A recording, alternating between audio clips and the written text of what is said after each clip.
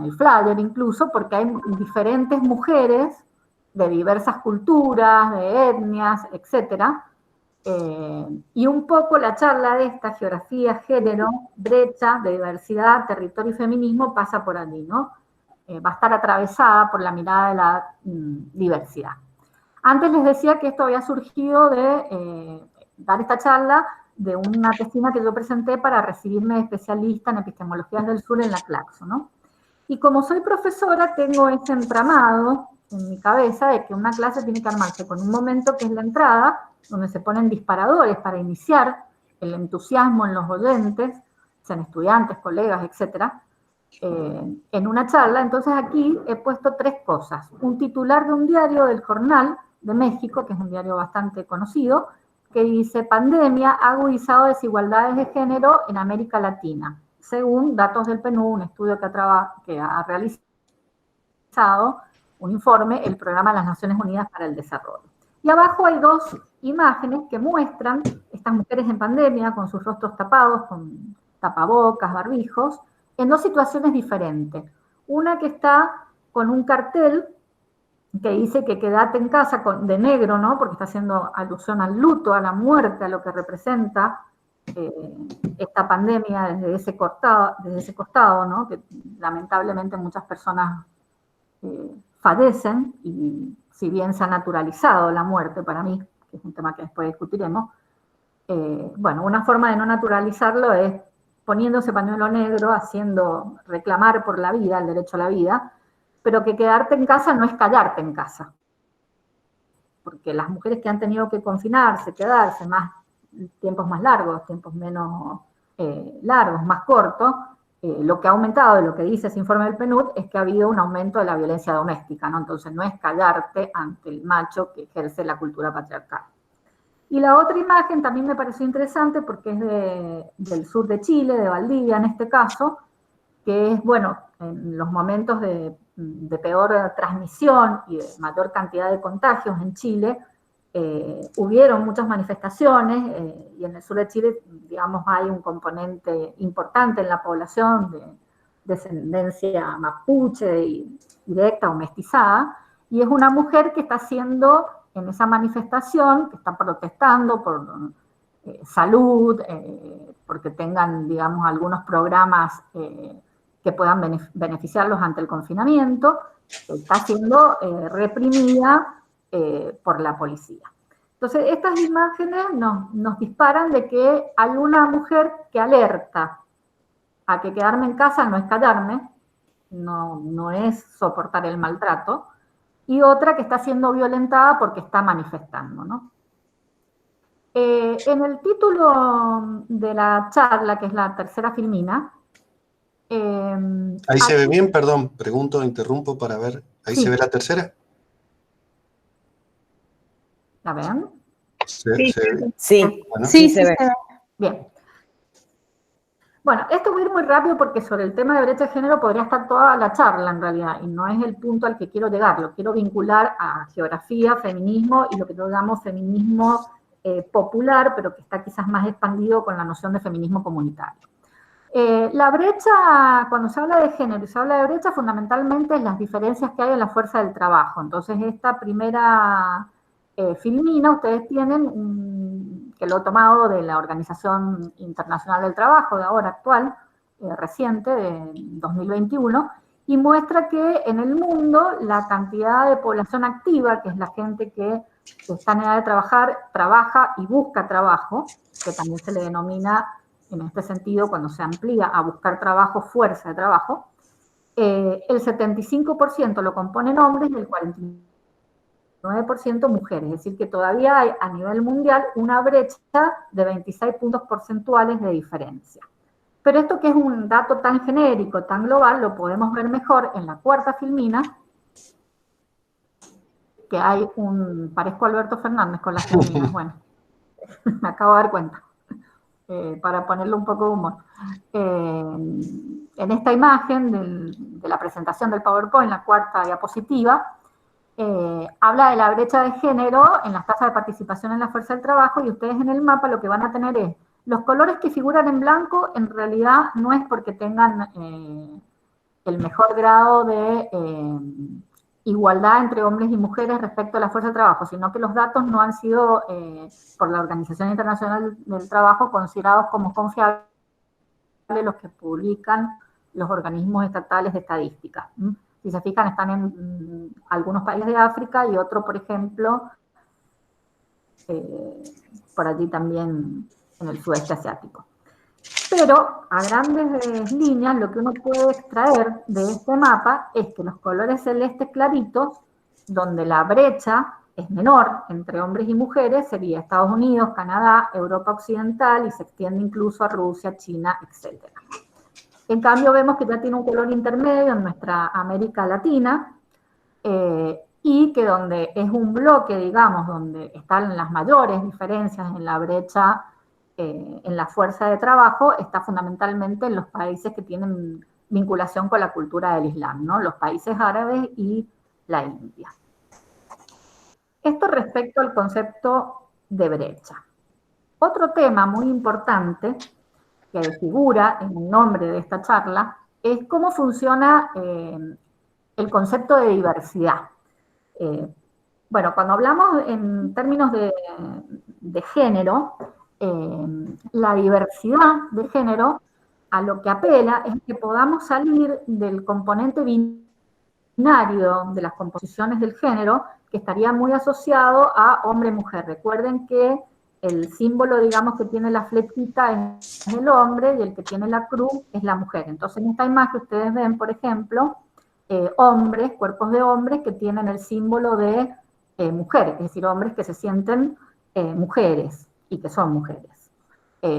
Y lo mismo pasa con el género femenino, que puede tener cuerpo de mujer, pero puede sentirse hombre.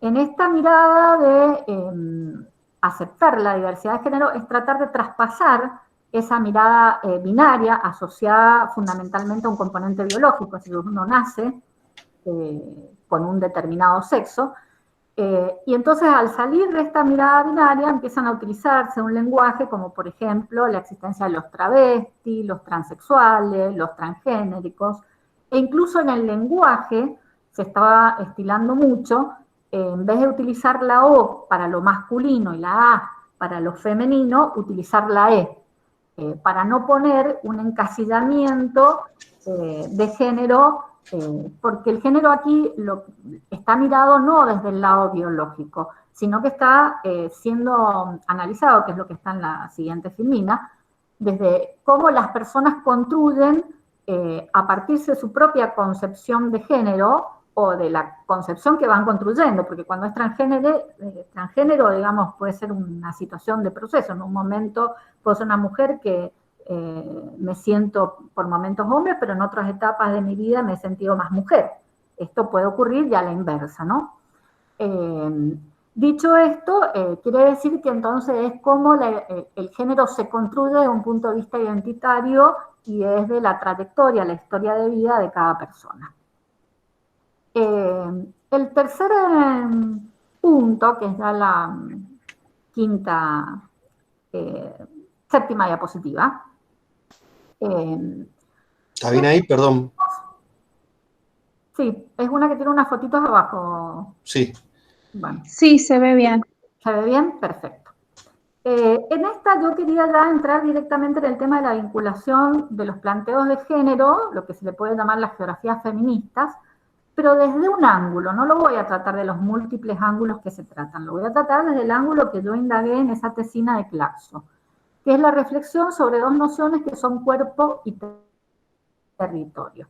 Las geógrafas feministas han cuestionado el concepto de territorio como si los territorios pudiesen ser neutros, y plantean que los cuerpos están situados en un territorio.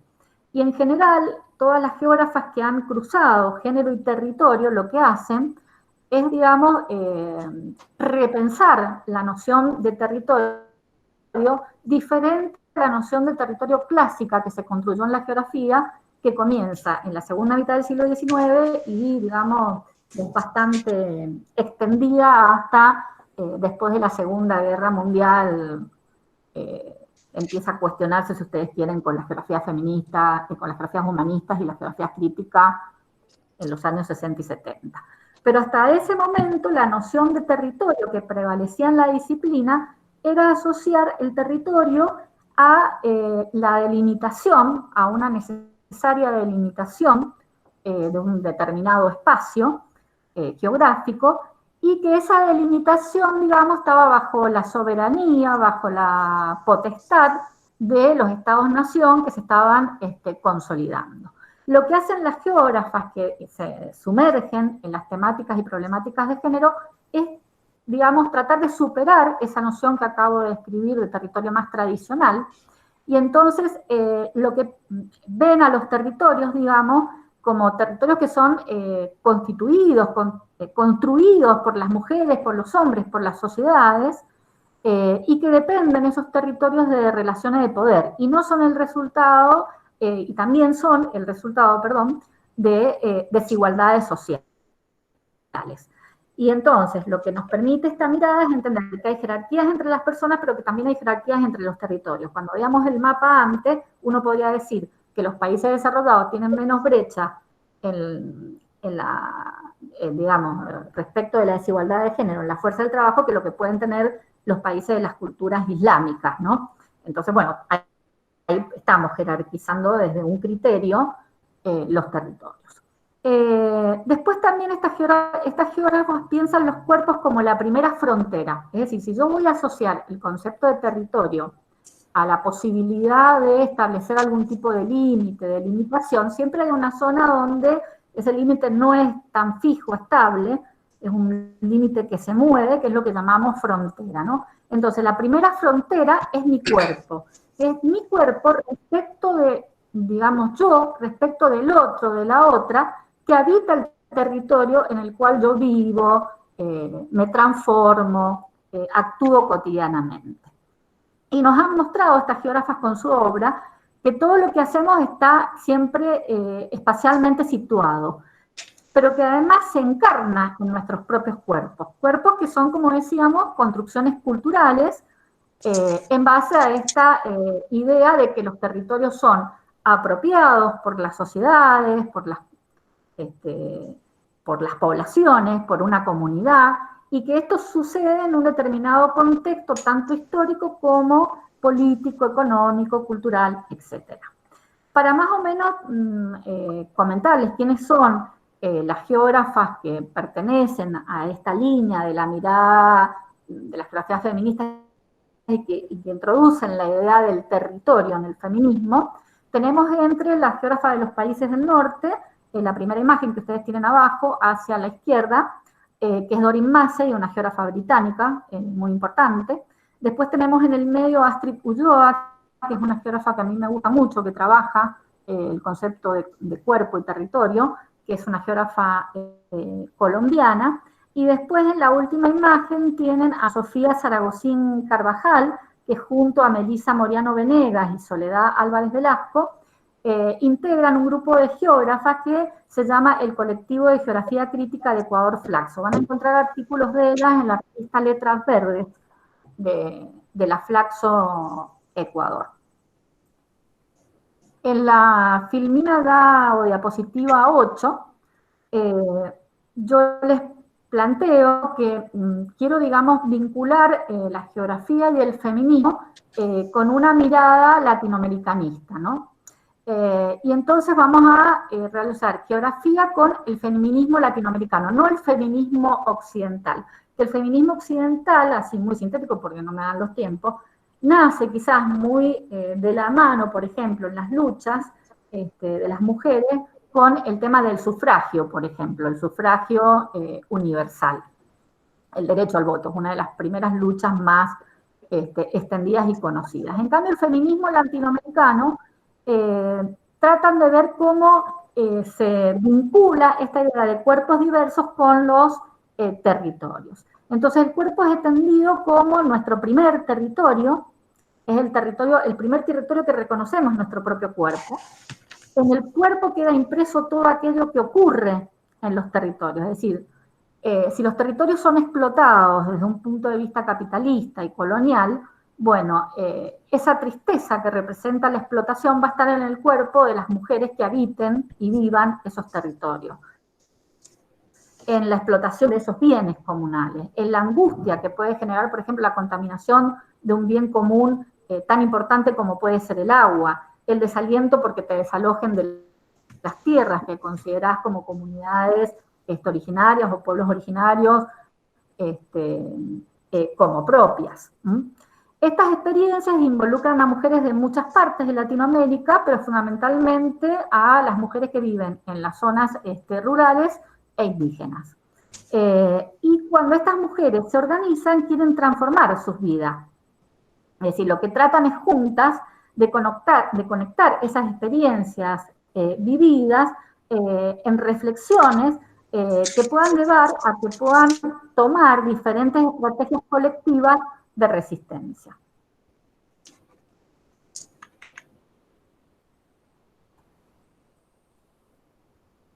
Acá, en la diapositiva 9, Facu.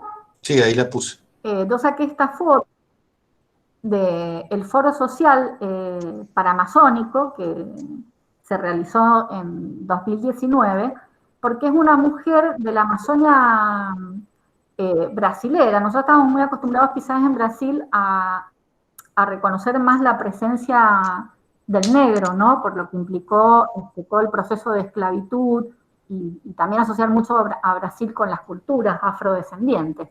Pero en la Amazonia hay pueblos indígenas que tienen muy fuerte vinculación con los pueblos más conocidos de las culturas americanas, ¿no?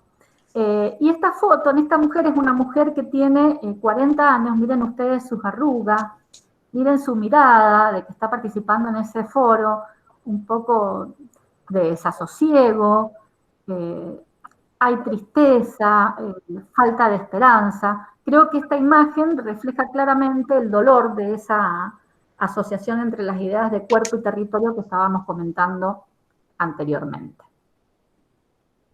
Vayan tomando apuntes, palabras de lo que me quieran después preguntar, ¿sí? Cuando pasemos a los procesos de debate. Una cosa que es muy interesante en esta mirada del cuerpo como primer territorio es que se puede trabajar con las comunidades indígenas la idea de que, como una especie de matriz FODA, pero que coloca en una representación gráfica, en un dibujo. Y si ustedes se fijan, se van diferenciando en lo que son más débiles y en lo que hay fortalezas, ¿no? Entonces, por ejemplo, reconocen que en sus cuerpos hay puntos que son claves para la energía. Una mujer que tiene que caminar mucho, realizar incluso en procesos de elevación del relieve, sus articulaciones, sus rodillas van a tener muchos problemas y dolores, ¿no? Entonces, ¿cómo eso puede estar vinculado a esta idea de que busco el agua, que traslado, etcétera?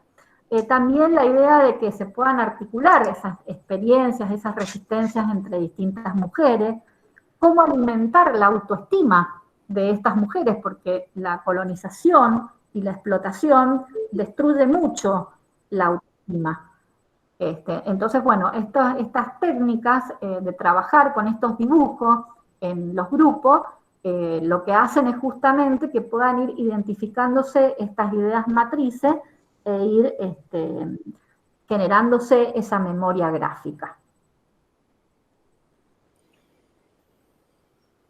Otra, digamos, hito importante de esta charla es poder asociar las nociones de cuerpo y territorio con lo que se denomina el extractivismo.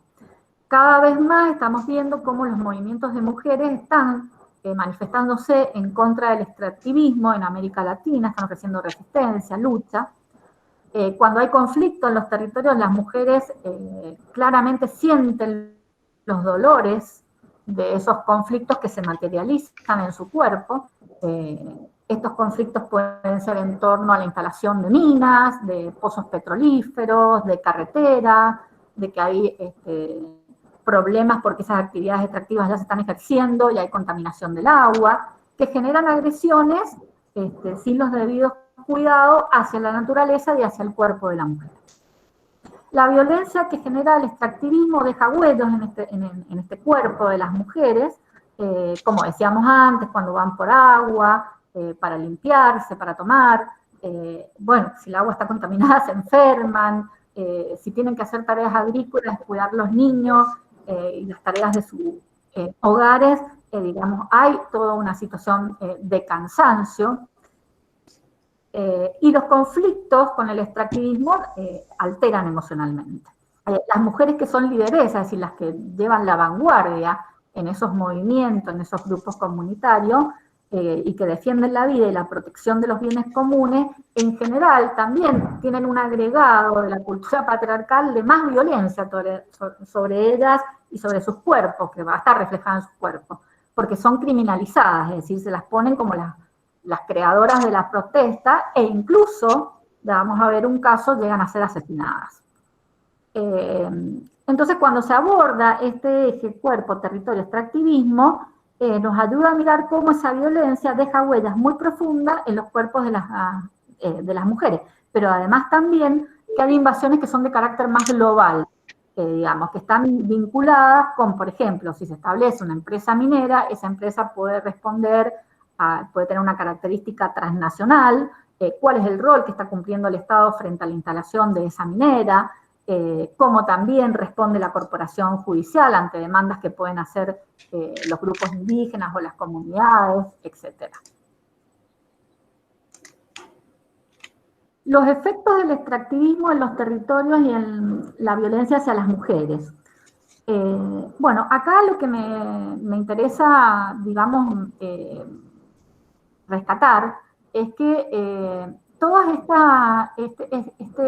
el extractivismo está vinculado a muchos problemas que hoy están en el sentido común y en el lenguaje de mucha gente, como por ejemplo el cambio climático, la pérdida de biodiversidad, el peso que puede tener el petróleo para producir energía y como un bien que es, digamos, que no es renovable, los agronegocios, entre otros, ¿no? Y todas esas dinámicas extractivas transforman y reconfiguran los pueblos indígenas y también los pueblos afrodescendientes, como es en el caso de Brasil, fundamentalmente, Colombia también hay muchos afrodescendientes, y en los campesinos, y bueno, se alteran las relaciones económicas locales y por lo tanto también se alteran las relaciones de género.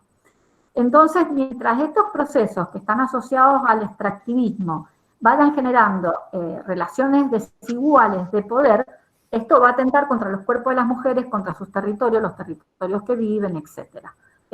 Y entonces, incluso, digamos, puede atentar contra derechos que se han conquistado. Por ejemplo, en Bolivia y en Ecuador hubieron cambios de sus constituciones, lo que se llamaban los procesos de las constituyentes, y se incluyó el derecho digamos, al consentimiento previo, es decir, las comunidades tenían que consentirle al Estado para que pudiera, por ejemplo, instalarse una empresa minera o una empresa productora de soja, en el caso de que fuese un agronegocio. Bueno, ¿cómo se está yendo contra estos derechos también ya reconocidos y legalizados, ¿no? Aquí tienen una imagen de mujeres indígenas que se manifiestan contra Bolsonaro en Brasilia en agosto de 2019. Es un video cortito que explica por qué, las razones de por qué se manifiestan, están muy vinculadas a los procesos, no sé si ustedes lo acuerdan, porque fue devastador,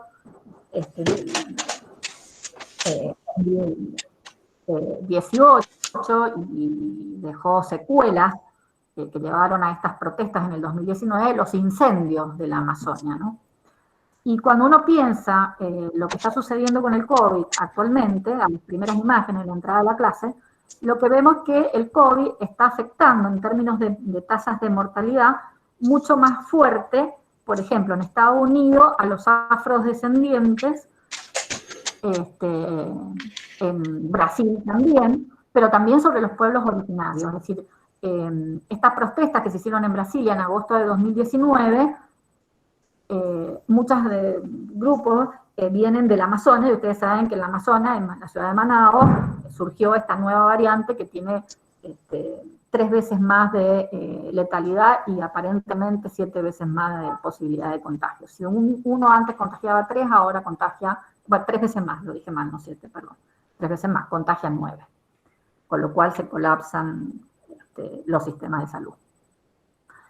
La minería y las mujeres, que es una violencia real. Aquí Astrid Ulloa hace un planteo que es muy interesante, de cómo cuando se instalan los enclaves mineros en distintas zonas de América Latina, donde hay cercanías a comunidades indígenas o altamente mestizadas, la presencia masculina se vuelve predominante en esos espacios de trabajo, pero también hay presencia femenina. Pero bueno, hay desigualdad económica entre las tareas y lo que, digamos, obtienen por remuneración de esas tareas, hay desigualdad política, hay desigualdad cultural. Las mujeres en general se las excluye de la actividad minera propiamente dicha, sobre todo si es a gran escala. Y otra de las cosas que sucede es que se la estigmatiza porque se la asocia con la que al ser lideresa y generar procesos de empoderamiento colectivo, comunitario, serían las generadoras de los conflictos.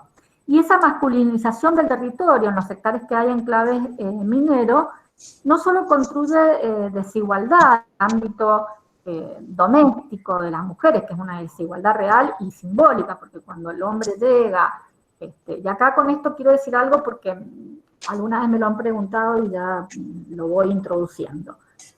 No quiero yo hacer una visión romántica de las comunidades indígenas, no es la idea. Comunidades indígenas que a su vez también muchas y con fuertes procesos de mestización se asientan en las grandes urbes de América Latina y siguen manteniendo algunos rituales y comportamientos propios de esas áreas rurales originarias que habitaron. No quiero hacer una mirada romántica de los pueblos, de las culturas americanas, pero sí considero que el tema de la minería es claramente una de las actividades que más propicia la cultura patriarcal, y en ese sentido muchos de los hombres que son mineros, hay muchos estudios y trabajos sobre esto para salirnos del romanticismo de que todas las comunidades aborígenes indígenas, las culturas americanas viven mejor que antes que se introdujera la colonización y la conquista de América, y por supuesto los procesos del capitalismo, sobre todo el neoliberal y el actual vigente. No quiero hacer una visión romántica de eso, pero sí decir que en los enclaves mineros, estos hombres que trabajan en las mineras y que son los compañeros de estas mujeres, y también son pueblos originarios, cultura indígena, cultura americana, suelen beber y suelen ser maltratadores en sus hogares. Y además se genera, cuando hay enclaves mineros, toda una situación particular y especial de que muchas de las mujeres pasan a ser acosadas sexualmente o se generan prostíbulos, y por lo tanto, bueno, la prostitución, hay violaciones también, e incluso femicidios sobre las mujeres más jóvenes, que son las que más se resisten a estas culturas patriarcales y que quieren irse muchas veces a esas comunidades en busca de una posibilidad de vida un tanto mejor. Para que veamos esto de, digamos, cómo las mujeres no solo, enfrentan todo lo que vengo comentando, sino que además enfrentan otra situación más grave.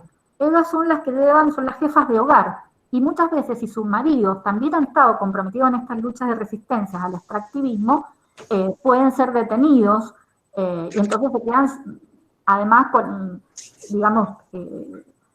sin el jefe del hogar, que era el que estaba trayendo el ingreso más estable, pasan a estar mucho más en lo que se llama el fenómeno de la economía informal, y con muchas más necesidades y precariedades que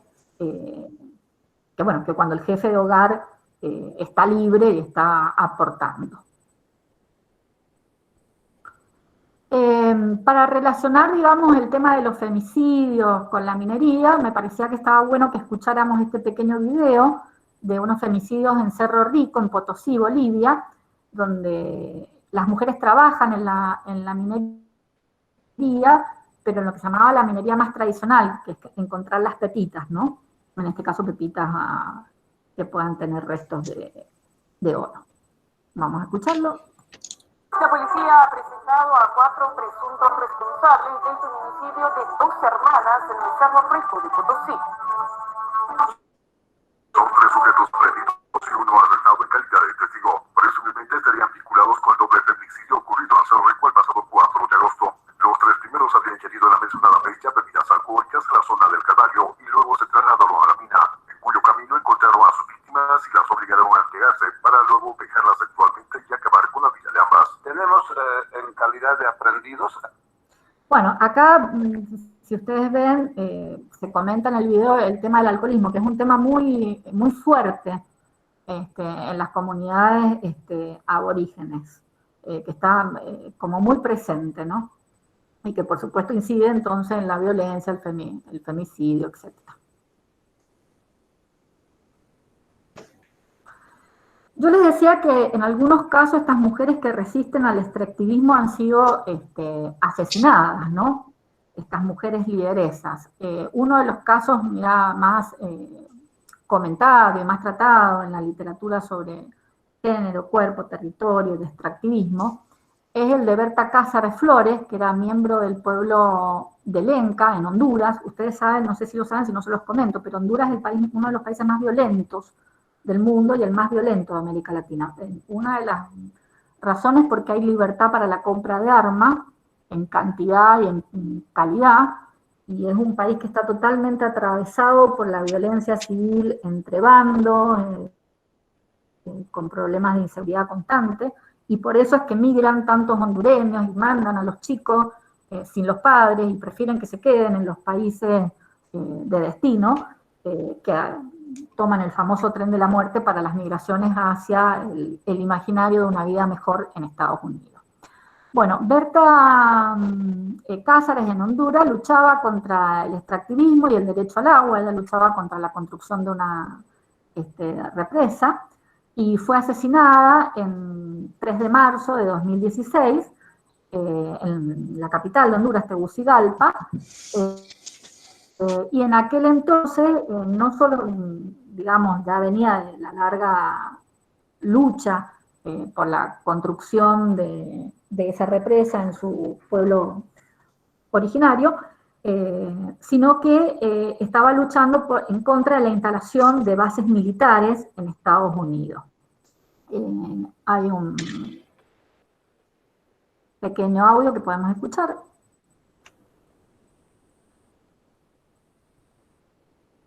Mi nombre es Berta Cázares Flores y soy de una organización que se llama Consejo Cívico de Organizaciones Populares e Indígenas de Honduras, COPIN, y somos del pueblo Lenca. Estamos en un proceso de lucha, de activismo por la defensa de los derechos de los pueblos indígenas, y hemos tenido un proceso de resistencia, bueno, como siempre lo han hecho los pueblos indígenas por más de 500 años, y seguimos enfrentando el colonialismo actual.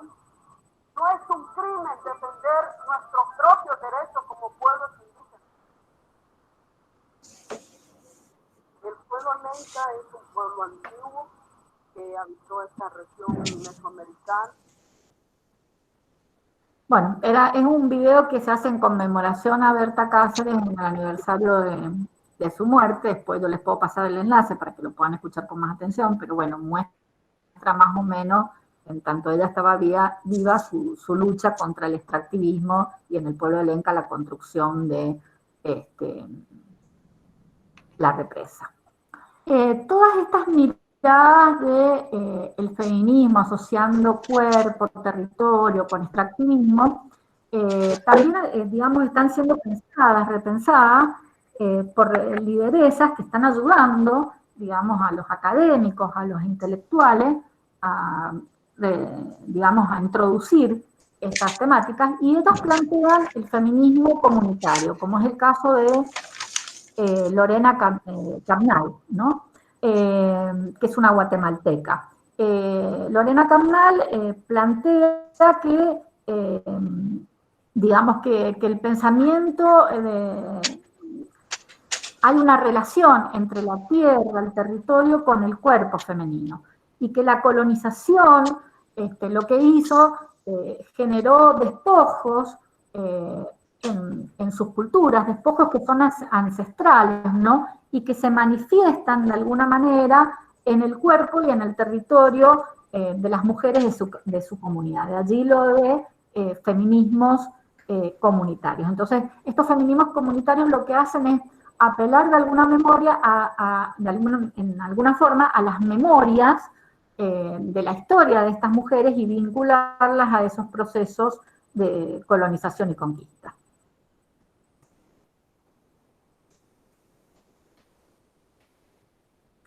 El feminismo comunitario también ha hecho aportes Julieta Paredes, que pertenece al pueblo de Aymará, en Bolivia, y acá podemos escuchar un fragmento de una entrevista.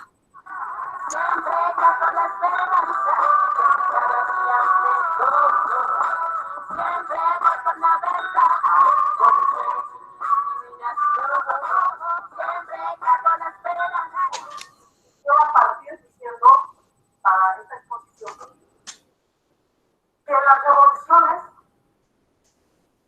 no las hacen, no se salen desde el Estado y no las hacen los gobiernos. Por muy revolucionario que sea el gobierno, por muy visionario que sea un líder, no lo hacen los líderes, los gobiernos ni es desde el Estado. Las revoluciones las hacemos los pueblos.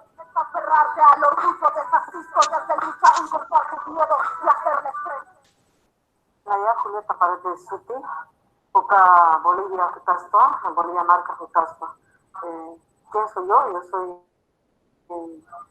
una mujer aymara del territorio llamado Bolivia, de familias migrantes a la ciudad de La Paz. Y hoy somos parte, hemos construido desde el proceso político de cambios de Bolivia, que ha sido hecho por los pueblos, las organizaciones sociales.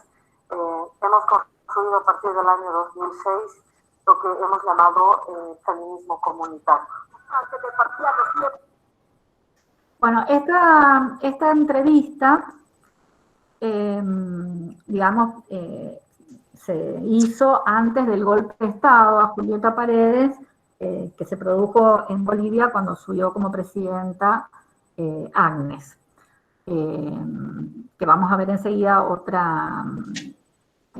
otro pequeño video que hace alusión a eso. Julieta Paredes, digamos, empezó apoyando el proceso de un gobierno popular de Evo Morales, pero después, bueno, fue distanciándose y fueron de los grupos, digamos, más críticos de las miradas indigenistas, por la exaltación que se puso mucho en la figura de Evo y en el poder que tenía el gobierno y el Estado y la política pública, y no tanto quizás el peso en la propia organización y los procesos de lucha de los pueblos y comunidades que en su momento lo respaldaron. Cuando fue en las instancias del golpe de Estado, en el gobierno de Evo Morales, en el Pará, hubieron mujeres que llegaron por primera vez a hacer política pública estatal. Entonces el video que les voy a mostrar ahora es una agresión que se hace contra la alcaldesa de Vinto en Cochabamba, en noviembre de 2019. Una terrible vejación ocurrió en Bolivia. Una turba incendió la alcaldía de la ciudad de Vinto, Cochabamba, y arrastró a la alcaldesa oficialista Patricia Arce, a quien además obligaron a caminar descalza por varios kilómetros. Usaron pintura roja, le cortaron el pelo en plena calle al grito de asesina. Luego de varios minutos y tras estos momentos, la autoridad civil fue rescatada por la policía que empleó gases lacrimógenos para dispersar a la multitud. Bueno, también hicieron otras vejaciones sobre el caso de esta alcaldesa. Si ustedes miraron el video y prestaron atención, se van a dar cuenta que los que la están agrediendo, los hombres que la están agrediendo, pueden ser hombres que integran esas comunidades y ese pueblo en el cual hemos estado diciendo que algunos se enfrentan, ejercen protestas, lucha de resistencia a las actividades mineras, ¿no? Y para ir un poco cerrando sobre esta idea de lo que es el feminismo comunitario, voy a volver a Lorena Cabnal, que ya la mencioné, que ella es maya cinca en Guatemala, y bueno, lo que ella, digamos, apela es que el feminismo comunitario o territorial tiene que estar centrado en reconstruir las memorias, esa concatenación de momentos, de situaciones, de temporalidades históricas que quedan grabadas en los cuerpos de las mujeres, ¿no? Y en la triada cuerpo, tierra, territorio, lo que busca, digamos, es que la defensa que se hace sobre la tierra, acuérdense que en los pueblos aborígenes, en las culturas americanas, se tiene mucho respeto por lo que se llama la tierra, la madre tierra, la Pachamama. Entonces esa defensa de la tierra frente al extractivismo, que es que gane la Pachamama y no el extractivismo que destruye la naturaleza, debe ser simultánea e inseparable de la lucha que hay en los territorios por la apropiación de los mismos, por la tenencia de los mismos, pero en los que las mujeres desean vivir y vivir libre de violencia y de explotación. Y para ir, digamos, como uniendo todo lo que he venido trabajando con conceptos más propios de la disciplina, me gustaría vincular el concepto de territorio y el de territorialidad con estas perspectivas de mirada de género. No sé si ya lo han visto los conceptos de territorio y territorialidad en la materia con las perspectivas de Rogelio Hasbar. Bueno, que contesten los alumnos. A ver, alguien quiere entrar, me parece. A ver, bajo para que alguien entre. Dale. Está la Eli Chapa.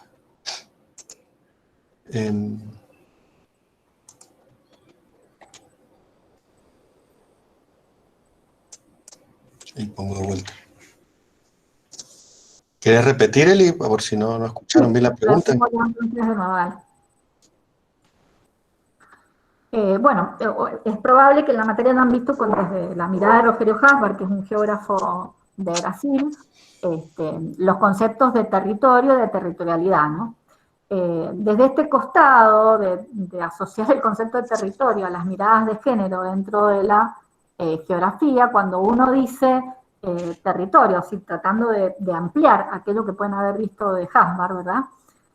Uno está diciendo ser, está diciendo grito, está diciendo sol, está diciendo río, está diciendo montaña, está diciendo refugio. Cuando uno dice territorio, puede estar diciendo territorios de vida, territorios de experiencia. También cuando dice territorio puede estar aluciendo al espacio en el cual uno es testigo del devenir de su propia experiencia, y cuando se dice territorio también se puede estar aludiendo, digamos, a esas experiencias que son sensibles, que están vinculadas al compartir con el otro, a la construcción del colectivo. La territorialidad es una categoría quizás más efectiva, también discursiva, por supuesto, pero que está más vinculada al desplegarse con acciones concretas que tienen efectos y que generan emociones y afectos en determinados territorios y en determinados momentos. Y por último, digamos, como para ir cerrando la clase, me gustó trabajar con estas ideas de Jiménez Ramos, que es un autor que yo trabajé en la oficina, que se llama Geografías Comunitarias, que me parece muy interesante, que él plantea que tierra y territorio está muy vinculado a lo que Rogerio desarrolla sobre los procesos de desterritorialización y reterritorialización.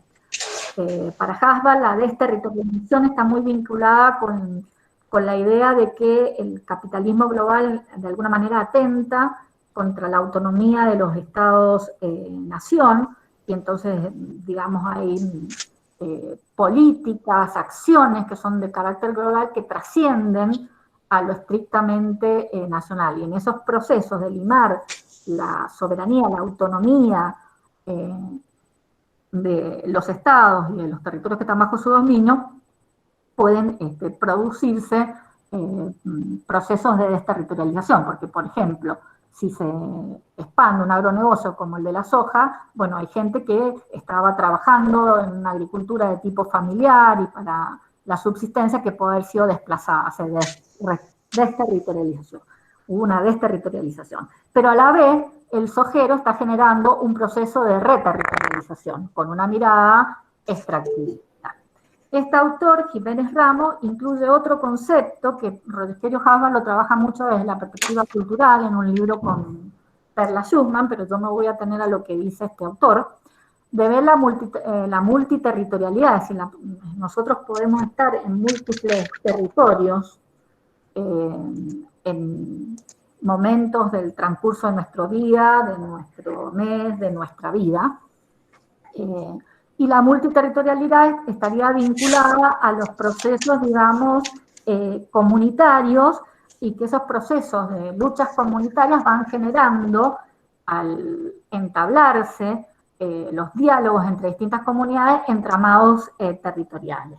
Él también incorpora el concepto de sentido del territorio, que tiene que ver con las narrativas del territorio y que apelaría a lo que Lorena Carnal dice de rescatar las memorias que tienen que ver con la historia de la colonización y del capitalismo, que se quedan impresas en nuestros propios cuerpos. Y por último, el territorio de vida, como aquel, digamos, en el cual transcurre nuestra vida, pero que nosotros podemos, de alguna manera, cartografiarla.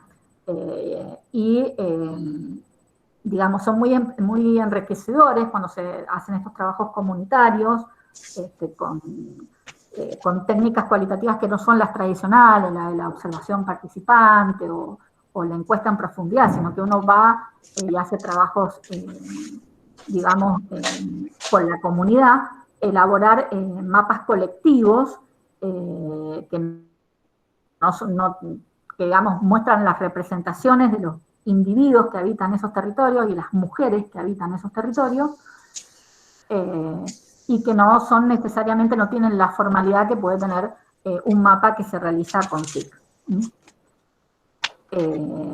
Y después ustedes tienen al costadito también de este autor, de Jiménez Ramos, un gráfico que tiene círculos y que empieza con la idea del tiempo cíclico, que esto también me parecía que era interesante abordarlo porque tiene mucho que ver con la mirada de las epistemologías del sur, que es que la modernidad occidental, probablemente está al final de la materia, están viendo esos temas, generó una forma del tiempo lineal, donde nosotros cuando queremos hacer un resumen, un abstract de la historia de Argentina, nos referimos a determinadas etapas, hitos. En esas etapas, a veces podemos reproducir una historia oficial, a veces podemos reproducir una historia más crítica de la historia oficial, que la historia oficial responde a un status quo que trata de perpetuarse en el poder, según el momento y la coyuntura. En cambio, en las comunidades indígenas americanas prevalece aún hoy una mirada del tiempo cíclico, ¿no? Donde el tiempo es entendido, va de la mano del comportamiento, de la naturaleza, entonces con las estaciones, con los momentos que hay lluvias, con los momentos que hay sequía, con la fecundidad de esa madre tierra de la Pachamama. Y donde los bienes comunales, como el agua, como los animales, como las plantas, son respetados y potenciados. Y para finalizar, comentarles que cuando se hicieron las constituyentes en Ecuador y en Bolivia, muchas de estas comunidades empezaron a gobernarse y por asambleas comunitarias, y en esas asambleas comunitarias, respetando estas tradiciones culturales, la pareja que preside la asamblea no se hace una diferenciación de sexo en el rol, tanto en el uso de la palabra como en la capacidad del tiempo o en la capacidad de una toma de decisión entre el hombre y la mujer. Es decir, la preside en la asamblea la pareja que es elegida por la comunidad para ese rol de, digamos, de ser los líderes coyunturales de esa asamblea con la cual se autogobiernan. Y bueno, y como buena profesora que soy, en la última diapositiva, en la número 25, a modo de cierre, presento algunas imágenes y una frase de Boaventura de Sousa Santos, que es el director de esa especialización que yo hice en epistemologías del sur. Él tiene muchos libros, muchos artículos sobre qué son las epistemologías del sur. Y primero vemos una mujer, esta foto corresponde al Perú. Son mujeres que están esperando bolsas de comida en situación de pandemia. Después abajo tienen una que está, si ustedes quieren, más occidentalizada, que está, digamos, la gráfica del COVID-19, pero que hay una mujer que trabaja en la salud, puede trabajar como empresaria, trabaja limpiando, trabaja con la computadora, y está expuesta con esos distintos trabajos a esta situación de pandemia, porque las mujeres, en muchos casos están ejerciendo muchas más funciones y son las que se ven más perjudicadas en los confinamientos estrictos con la pandemia, ¿no? Tener los chicos en la casa, trabajar, etc. Y la última imagen es una mujer afrodescendiente que está regando nuestra América del Sur, la abraza una mujer más de rasgos occidentales, y una mujer indígena está mirando con un brazo en lucha por defender esa tierra, esos territorios vividos, sentidos, transformados, y aparecen hojas de coca, para valorizar la coca más allá de los productos que hacen daño, como la derivación de la coca en cocaína, sino que la coca tiene muchos otros múltiples usos que son saludables y buenos y que pueden permitir el desarrollo de una economía popular y comunitaria. Y la frase dice, la diferencia entre la lucha por la tierra y la lucha por el territorio es que para los pueblos indígenas el territorio no es simplemente la tierra agrícola, sino es la raíz misma de su identidad cultural. Son sus antepasados, su cultura, sus árboles sagrados, sus ríos sagrados, por lo que tanto, luchan y tratan de preservar la memoria histórica que ha sido destruida por el capitalismo y el colonialismo. Esta es una frase de un texto de Boaventura de Sousa Santos. Y bueno, les agradezco muchísimo la atención y ahora dejamos entonces abierto el espacio para preguntas, intercambiar, todo lo que ustedes quieran.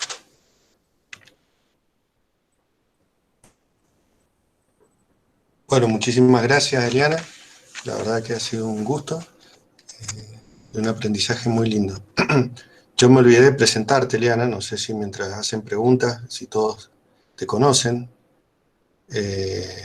Bueno, Eliana es doctora en Ciencias Sociales, vos corregime si estoy diciendo las cosas mal, Eli. Y Sí, doctora en Ciencias Sociales, sí, perfecto. y ha trabajado, bueno, es egresada de nuestra Facultad de Filosofía y Letras acá de Mendoza, de la Universidad Nacional de Cuyo. Ha trabajado en varias, tiene varias especialidades, trabajando en investigación en varios temas, por ejemplo, circulación de ideas, dependencia académica, geografía económica, didáctica de la geografía. También ha sido curriculista del gobierno de Mendoza y bueno, ya ha estado hace muchos años desde su inicio en la materia que estamos ahora en epistemología de la geografía acá en Mendoza, en filosofía y letras de la UNCUYO. Bueno, es algo muy resumido en su currículum, pero no sé si quería agregar algo, Eli, me parecía importante destacarlo. No, lo que quería agregar es que hay, digamos, tengo desde colegas, amigas que están en la charla, colegas a quienes he formado, como la Dani Valdivia, colegas de mis otras cátedras, como la Vero y la Eli Chapa, la Graciela Parra, la Silvia Robledo, con quien he compartido experiencias de trabajo, pero también hay un montón de alumnos que no me conocen, o sea, no me han tenido de profesora, porque ahí veo a la Mechi, a la Miriam Coppi, que han sido alumnas mías el año pasado en didáctica, en otros tiempos en geografía de América Latina, otras, no sé si está Cecilia Fara por allí, pero también la Ceci que iba a estar, porque también la tuve alumna en geografía de Mendoza, que he pasado por muchas materias. Sí estoy, profe. Está bueno. Ahí está Cecilia. Aquí Sí. está. Y bueno, yo fui alumno tuyo, Eli, Me también. alegro un montón verte. Y Muchas era gracias. de Santa Fe, así que por eso digo. Comentarle a los alumnos que no me conocen que, bueno, está todo ese trayecto mío en el departamento de geografía, ¿no? Desde el año 2000 que soy profesora. Hola, profe, qué alegría verla. Yo también, Miriam, qué alegría. Un beso. Buenas tardes, Bueno. ¿qué tal? ¿Podría hacer una pregunta? Sí, cómo no. Andrea, sí. ¿Qué tal? Mi nombre es Andrea Tontarelli, yo soy de Saladillo, soy profesora de Historia y estudiante del cuarto año de la carrera del profesorado de Geografía, y trabajamos profundizando en estos temas tan interesantes, en diferentes materias, específicamente en una, estamos trabajando. Muy interesante su charla y su ponencia, Eliana, y me interesaba, me quedé con una inquietud, porque me parece obviamente que eso fue intencional, y de acá mi pregunta. Usted en la última gráfica, en la última diapositiva, presentó cuerpo-territorio, no, decía territorio, recuérdeme cómo decía la última. Territorio, puede vida, no me acuerdo cómo decía. Sentido del territorio. Ahí la buscamos, a ver. La última decía una frase... Sentidos de vida. Sentidos de vida. Ah, exacto, sentidos de vida. Bueno, de acá va mi pregunta. Nosotros desde la historia vemos justamente cómo la nueva mirada, ¿no? La mirada revisionista y la mirada crítica viene a traer en boga, ¿no? Lo que es la microhistoria. Y desde la geografía, lo espacial, obviamente. Entonces mi pregunta es, ¿por qué usted tomó esa decisión de poner territorio a vida como último, cuando en realidad sabemos que empezaríamos hablando de lo espacial, justamente, ¿no? Como territorio-cuerpo, ¿no? Que sería, digamos que lo primero que nos habita es la idea de territorio-cuerpo. ¿Y por qué estaría territorio-vida ahí ubicado en último lugar? Si debe tener alguna explicación eso. Sí, la explicación tiene que yo hice un recorte, como todo, ¿viste? Todo lo que uno quiere comunicar en algún punto es un proceso de escoger, seleccionar y editar. En este caso me parecía que para no dejar la charla sin ir a los conceptos claves de reflexión epistemológica y teórica en nuestra disciplina, porque los chicos a esta altura, en epistemología de la geografía, en filosofía y letras, en cuarto año de la carrera de geografía, ya han visto geografía crítica, por ejemplo, y pueden estar viendo, que yo lo mencioné, Rogerio Hasbar, su texto, y pueden tener las miradas de territorio y territorialidad que, digamos, este autor define. Entonces yo me retrotraje a otro geógrafo que él, digamos, pone, te busco ahora para responderte mejor, va hablando de la tierra-territorio, la multiterritorialidad, pero no la multiterritorialidad pensada en que hay en una ciudad, por ejemplo, cosmopolita, porque hay múltiples culturas, entonces la multiterritorialidad estaría vinculada a esas múltiples culturas que podemos estar transitando cotidianamente, sino más a estos procesos de lucha comunitaria. Entonces, dejé lo de cuerpo de lado para como volver, ¿me entendés? Ok. A que los chicos pudieran repensar con el aporte de la charla estos conceptos tan centrales como son territorio, territorialidad, territorialización, sentido del territorio, que no lo deben probablemente haber visto, porque eso tiene que ver mucho con los autores que vos leas, digamos. Y ahí sí, frente a que vos estudias historia, yo te puedo decir que cuando uno mira la triada cuerpo, territorio, tierra, turismo, que es lo que quizás la charla se centró más en eso, uno puede trabajar con la microhistoria en el sentido de que vos querés recuperar la memoria de ese grupo comunitario. Pero como todo el tiempo estoy haciendo alusión a que el extractivismo está asociado a los procesos de colonización y a las políticas imperantes dentro del sistema capitalista, también es asociar la microhistoria con la historia estructural. Y yo te diría que, ya que te gusta la historia, en ese sentido yo me ubico más en una línea de tradición del pensamiento latinoamericano, que es la historia, digamos lo que se llama el método histórico estructural, que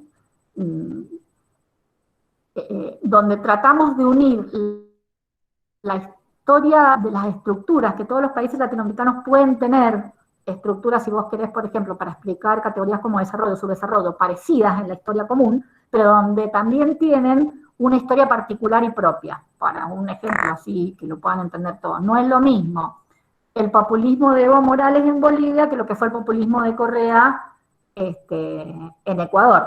Una de las críticas más fuertes a Correa es que tuvo, digamos, generó procesos de explotación de los recursos, algunos con procesos de contaminación muy fuertes, y después no indemnizó, como se ha indemnizado en otros países latinoamericanos, digamos, estuvo más del lado del capital que del lado del pueblo, que en un comienzo discursivamente apelaba, y de las comunidades indígenas fundamentalmente, que fueron las afectadas, ¿no? Entonces, es sí, entiendo. la microhistoria, pero con esa historia, con ese método histórico estructural, ¿no? Sí, lo entiendo perfecto, Eliana, muchísimas gracias. Ya le digo, mi pregunta era porque justamente me parecía que eso era una toma de posición y una decisión, ¿no? Porque obviamente el primer territorio que nos habita es el cuerpo, ¿no? Y como cuerpo-territorio, justamente, nuestra vida es el primer cuerpo que nos habita. Entonces, por eso mi pregunta. Gracias. Gracias a vos.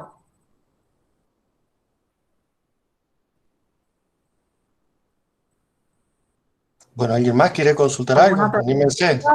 Aprovechen. ¿Opiniones? Claro.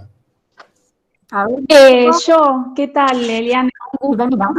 Yo soy externa a los estudiantes de Facundo, pero quería hacer una consulta. En realidad no es consulta, sino a lo mejor usted no lo tuvo en cuenta para ahora, pero ya lo sabe. Cuando usted presentaba lo de memoria gráfica, que presentó una imagen muy linda, yo le quería preguntar si usted vio uno de los últimos mapas que realizó el grupo de iconoclasistas, trabajando los efectos de la salud y los efectos, digamos, del extractivismo sobre la salud de las comunidades en América Latina.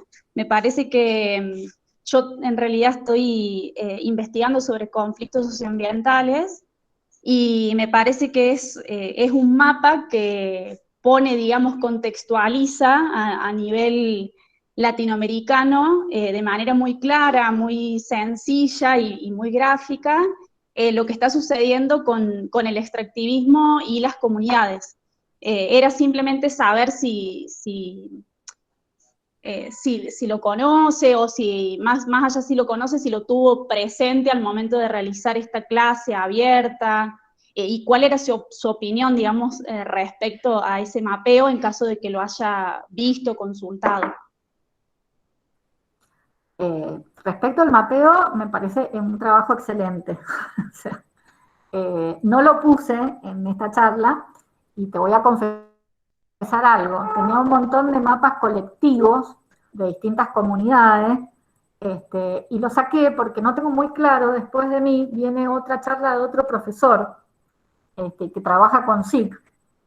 Entonces no quería, no sé si tampoco ha estado escuchando la charla o no, no quería entrar en un debate de cátedras y de posiciones, porque lo que sí te puedo decir, y te lo digo yo, que tuve que deconstruirme en este sentido. La cartografía colaborativa es una cartografía que es muy interesante y dice mucho para todo el universo de las representaciones. Y si queremos hacer desde una vinculación entre geografía y género, desde un feminismo latinoamericano y con la triada cuerpo, territorio, extractivismo, creo que son cartografías necesarias. Y esto nos apela a los intelectuales, a los académicos, a aprender a trabajarlas en conjunto con la comunidad, a aprender a interpretarlas y divulgarlas.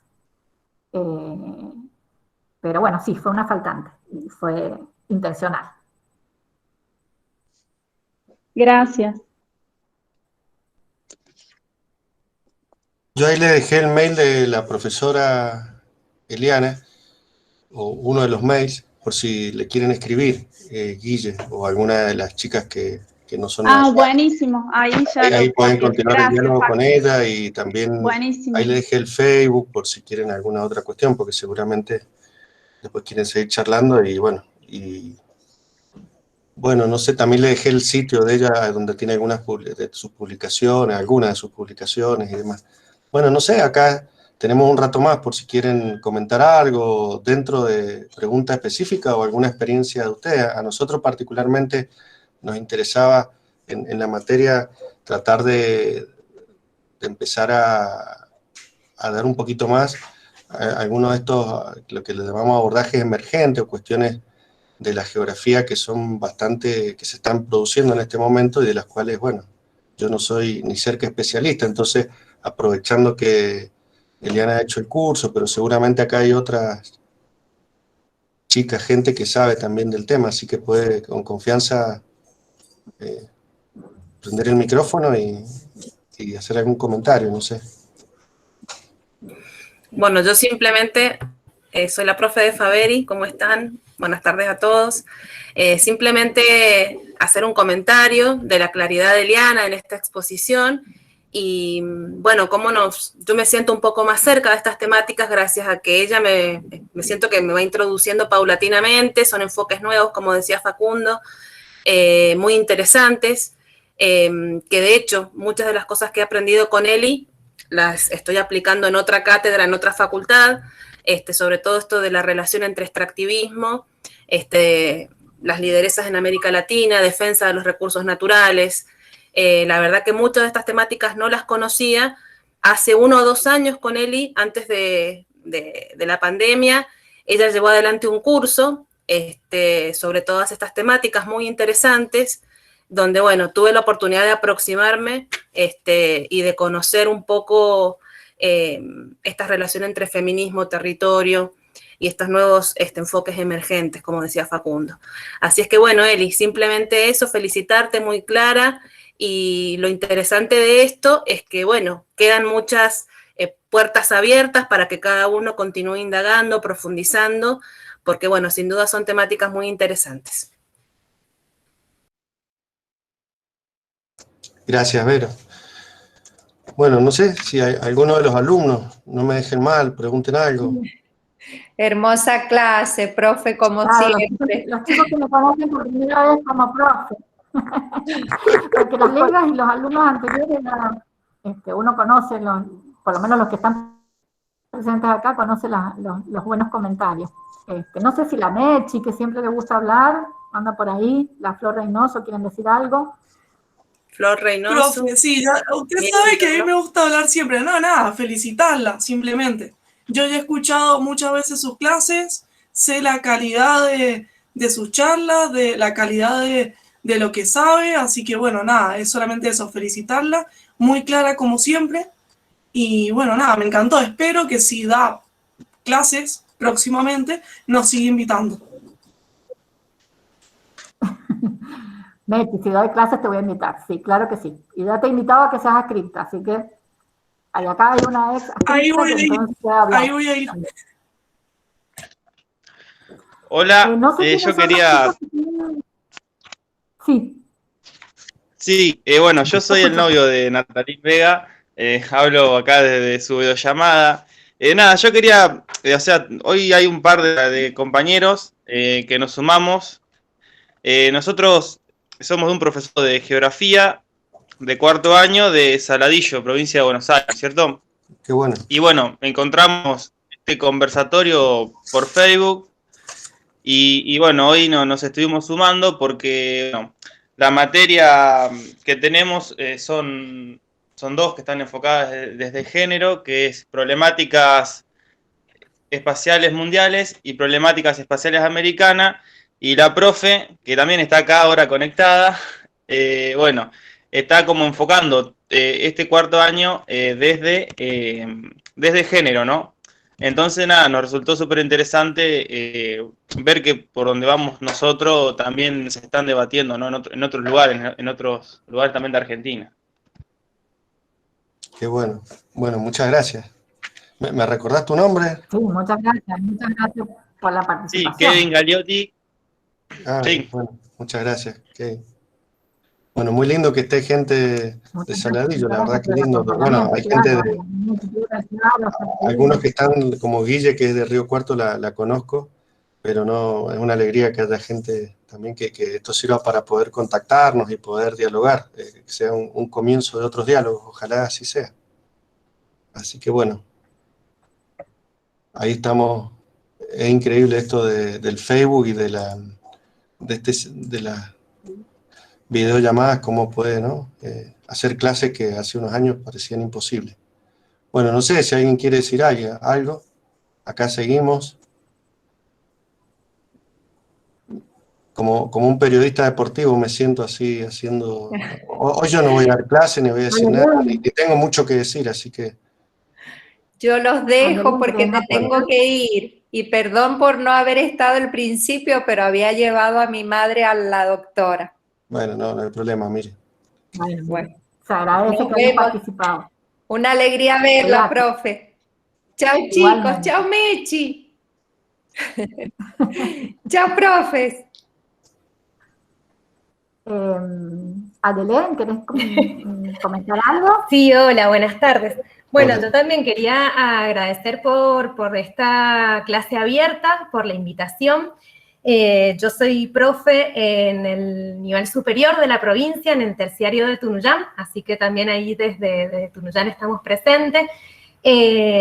Y bueno, también estoy en la materia de epistemología de la geografía, en el profesorado, y también tratamos de incluir abordajes emergentes.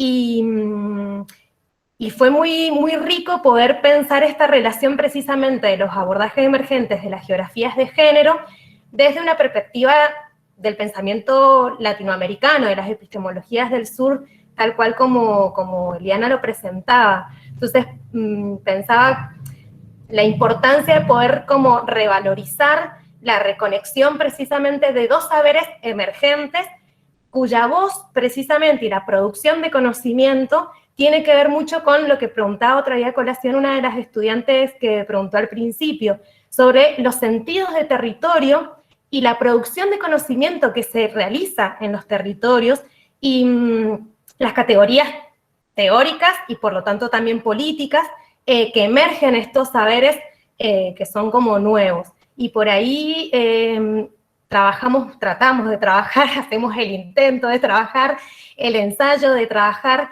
de cómo incorporar esos paradigmas novedosos, paradigmas que están siendo producidos ahora, en este momento, como por ejemplo puede ser esta cátedra, este conversatorio que han presentado, articulado con los diseños curriculares de los profesorados, o sea, para dar clases en secundaria, ¿no?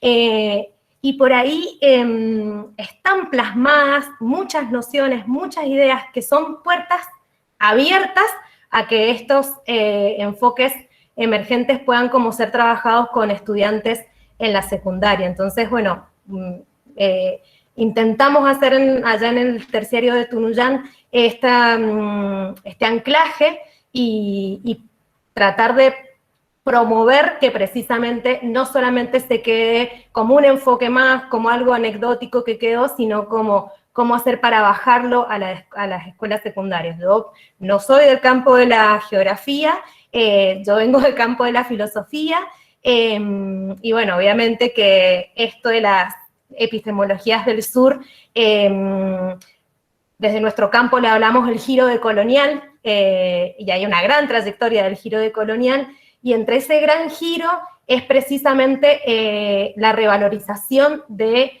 estas cosmovisiones, de la noción de temporalidad, de la noción de territorialidad, como categorías de pensamiento. Entonces, bueno, agradecerle a Eliana por traer a colación precisamente cómo los conceptos se construyen, entran en juego y se ponen en diálogo, y bueno, y agradecerles a ustedes también por la invitación y por los aportes hacia una geografía con perspectiva de género. Muchas gracias.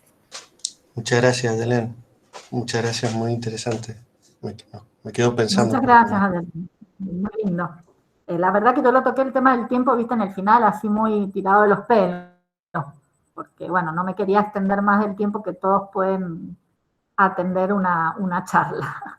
Hemos aprendido la virtualidad que los 40 minutos, 45 minutos es lo recomendable.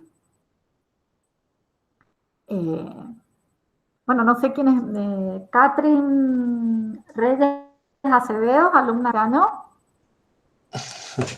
No, yo soy, ¿quiere que me presente? Soy profesora, que llegué tarde, me ingresé tarde. Soy profesora de Chile, de la Universidad de Chile, de la carrera de Pedagogía de Educación Básica. Qué bueno, Catherine. Qué bueno. Qué bueno que estás escuchando. Puedo estar un ratito, pero por eso es muy interesante el tema, porque igual hago un ramo que se llama Geografía General, en la mención de Historia. Buenísimo. Entonces hemos estudiado, porque estoy en la charla de Geografía, ¿cierto? Geografía y Género. Bueno. Sí, gracias por la invitación. No, gracias a vos por venir, digamos. Ahí vamos a colgar ahora el video cuando termine, yo lo cuelgo y lo subo al Facebook, no sé si se lo paso a Eliana por si alguno no está en el Facebook, no sé bien cómo lo prefiere cada una. Así que bueno. Bueno, no sé, ¿quieren comentar algo más? ¿Quieren que la sigamos después? ¿Se aceptan ideas y sugerencias también? ¿Cómo, perdón? ¿Quiénes son alumnos de este año? A ver, de los que están acá, que yo veo algunos poquitos, a ver. ¿Para qué pongo la pantalla como... Sería como mosaico. Y acá los veo. Bueno, llegaron a haber 39 personas, ahora ya hay varios que se han ido. A ver ahí. Bueno, está Sofía. Sofía Vargas es alumna de este año. Sí. No sé. Sofía, ¿querés decir algo? Buenas tardes, ¿cómo están? Bueno, en primer lugar, un gusto en conocerla. Me han comentado cosas extraordinarias de usted. Así que bueno, eso en primer lugar. Y muchísimas gracias por la clase. Ha sido muy interesante. Como dicen, la verdad, abre bastante la mente y las posibilidades para estudiar en diversos temas en el territorio. Así que muchas gracias. Y bueno, espero encontrarme con usted en otra clase. Gracias. Bueno, muchas gracias, Sofi. Bueno, la verdad que bonito, 39 personas, gente amiga, colegas de distintas latitudes, experiencias, incluso de otras disciplinas. Así que, bueno, yo muy agradecida. Acá en el Facebook les voy a dejar mi mail, creo que lo puso Facundo. Puse el Yahoo, no sé si cuál lo estás usando más. Sí, el que más uso es el Gmail, porque la verdad que Bueno. el de Yahoo lo he dejado nada más que para la facultad, ¿viste? Ponelo ahí porque yo justo estoy con el otro mail y ese no lo tengo de este mail que... Ahí está. Bueno, ese es el mail que más estoy utilizando, digamos, el más frecuente porque es el de Gmail que se usa para todo. Y bueno, me escriben porque no sé si el material pedagógico que hice lo vas a compartir en el aula virtual, Facundo. Sí, yo lo subo ahora al aula virtual. Hay gente que no está en el aula virtual. Que no accede al aula virtual, me escribe y yo se lo puedo reenviar. Claro. Porque están las citas de los autores y demás. Y pueden escuchar también los videos mejor. Bueno, muchísimas gracias, un público precioso. Ahí la veo a la Eli Chapa, que la quiero también. Besito. Gracias a vos, Eli, la verdad que... Gracias, Paco querido. Nos hemos podido ver. Y bueno, avanti con epistemología, bueno, no abandonen. La seguimos pronto. La seguimos. Muchas gracias. Gracias. Muchas gracias. Chau, chau. Cuídense. Chau, gracias, que estén bien. Gracias, Florencia, gracias.